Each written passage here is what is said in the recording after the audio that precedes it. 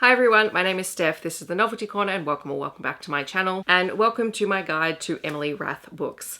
I have done a couple of these styles of videos before where I have actually managed to read through most of, the majority of, or all of an author's backlist to kind of talk about it. So I feel like Emily Rath is an author whose writing you either really enjoy and you connect with and you just speed through, or she's an author whose writing you don't connect with. I think there's very little middle ground in here. And I think one of the hallmarks of her or a couple of the hallmarks of her writing is that one, she does write very long books, but they also do read really fast. Like if she has a 750 page book, it's usually something you can get through in a day or two.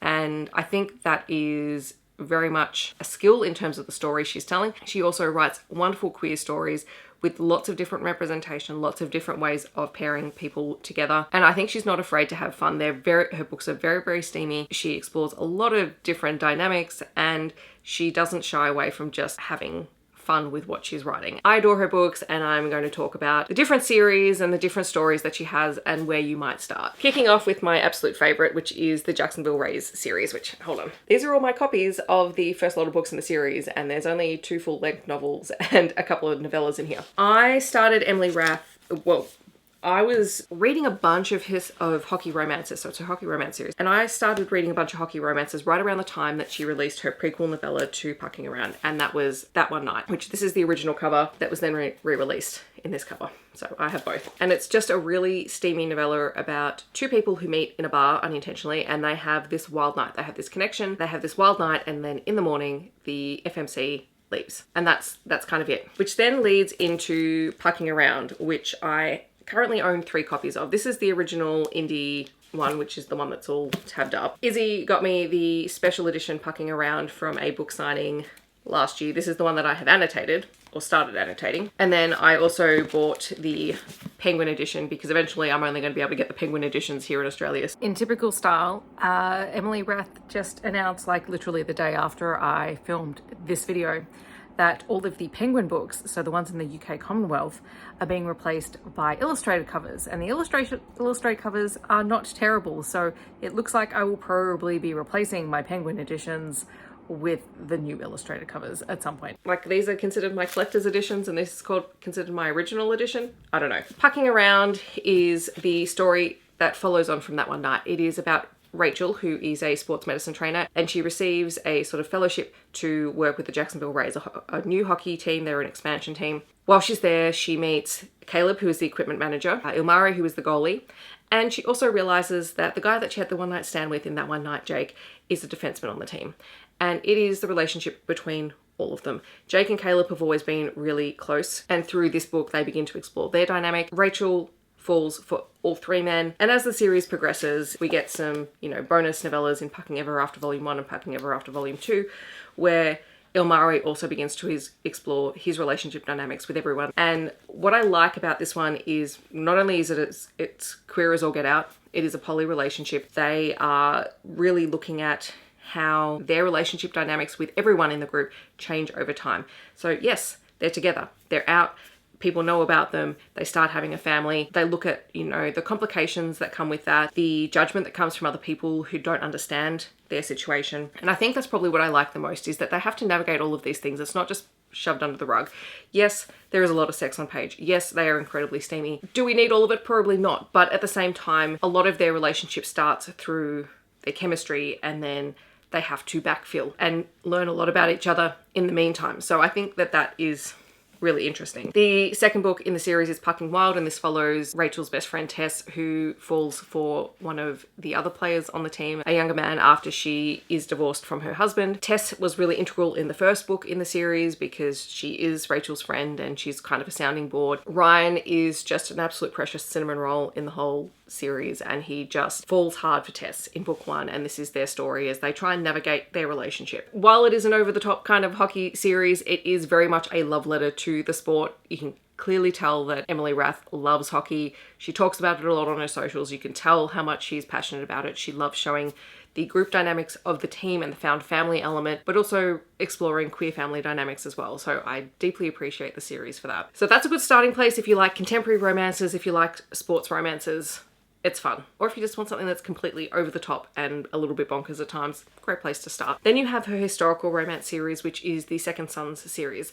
This is a 3-book series, and the first 2 books in the series are a duet that follow the same poly relationship, and the 3rd book is a side character from the duet, but there is a completely different set of main characters. The first 2 books are Beautiful Things and His Grace the Duke, and this is a story about Rosalie, who is a young woman. She has kind of been left destitute, and she receives a request to attend Alcott Hall to visit the Dowager Duchess, who was supposedly a friend of her mother. When she gets there, she finds out that there is currently a house party going on, and this house party is there to try and find a wife for the Duke. Rosalie quickly finds out that the Dowager Duchess wants her for a specific job in helping to find her son a partner. But while Rosalie is there, she also meets the younger son, Lord James, his friend, Lieutenant Renly, and also Mr. Burke. And it is the relationship between all 4 of them, and in particular, initially, more the men's relationship with one another and how Rosalie fits in, and the perception of people around them. And so this is a duet, so the first book does leave off on a bit of a cliffhanger, so you have to keep reading to get the happily ever after for this group of people. And then Alcott Hall follows Lady Madeline, who was one of the guests at the house party, and she became friends with Rosalie. At the very beginning of her book, she has received an inheritance from an eccentric aunt, but there is the caveat that she has to be married to inherit it, or it goes to her father, and her parents are awful. She decides to run away. She runs back to Alcott Hall to try and find Rosalie because she wants her counsel, and while she's there, she falls for 2 men, one who is a groundskeeper and one who looks after the local rectory. It is their poly relationship as well, and the 2 men have a past history that is really complex. It does look a lot at internalized homophobia and homophobia from family members in this one. Even though I'm not a big historical romance fan, these read very contemporary, which made them very easy for me to consume. So I think if you like contemporary romance, but you struggle a little bit with the more traditional historical romance, this could be a place to start. Again, if you like queer or polyamorous stories, this is what they are, all 3 of the books. And they do explore class difference, and they are really fun. Like, they're, again, like the Jacksonville Rays series, they're very, very fast-paced reads. Emily also has an Omegaverse book that's Whiskey and Sin, which I read recently. And while it's not my favorite of her books, it's mostly because it's an Omegaverse book and I'm not the biggest Omegaverse reader. It is a really interesting one.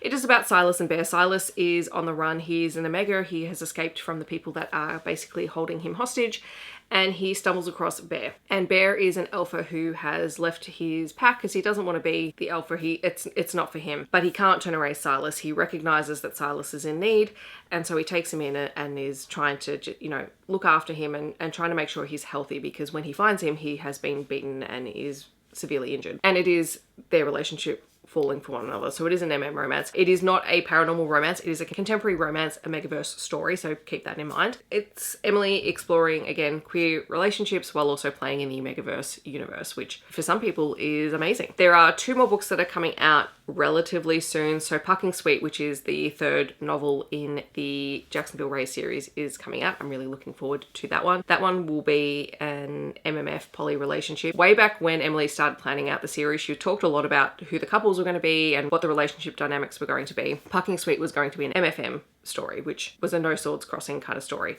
But as she said, you know, the characters have kind of developed and gone further than that. So I'm really looking forward to that one. The other one that she has coming out later this year is the first book in her fantasy romance duet. It's called North is the Night. It is a sapphic fantasy romance story. I think it's set in Finland with Finnish mythology. It's supposed to be a feminist fantasy romance story as well, and explores a lot of female friendship dynamics. So I'm really, really excited about this one. I've already pre-ordered a copy of it. Even though I'm not a fantasy romance fan all of the time, I will 100% read anything Emily writes because I trust her writing style. I've gotten this far with her, so I absolutely trust it. And I'm really, really looking forward to giving North is the Night a shot. So that is my guide to Emily Rath. She does have a short story as well it was in the Queer and Cute anthology. It was called Lemongrass. It does follow, it's set as part of the Jacksonville Rays story. It's Rachel's brother's romance with his partner. And I think it's potentially being re-released at some point outside, because that you can't get that anthology anymore. But I love that she does have these different stories that all interconnect and are really lovely, and that you have contemporary options and historical options, and soon fantasy romance options as well. That's always fun. It is really nice when an author can, you know, write across multiple genres, because it does give different people opportunities to try their work and maybe then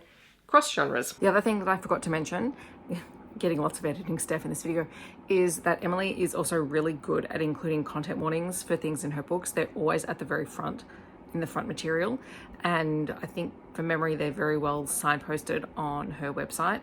So while feel free to ask me if there's any particular content warnings you want to be aware of, or if you're just not sure what's in any of these books. I haven't gone into them in this particular video. There's plenty of information out there, and Emily is pretty conscientious about notifying readers about what they're going to come up to, because a lot of her books do feature characters who are pregnant or childbirth scenes or things like that, some of them quite traumatic, but she always clearly labels what and when you will find those, which I also think is a really great thing for an author to do. In the description, I'll leave all of the books I've talked about listed.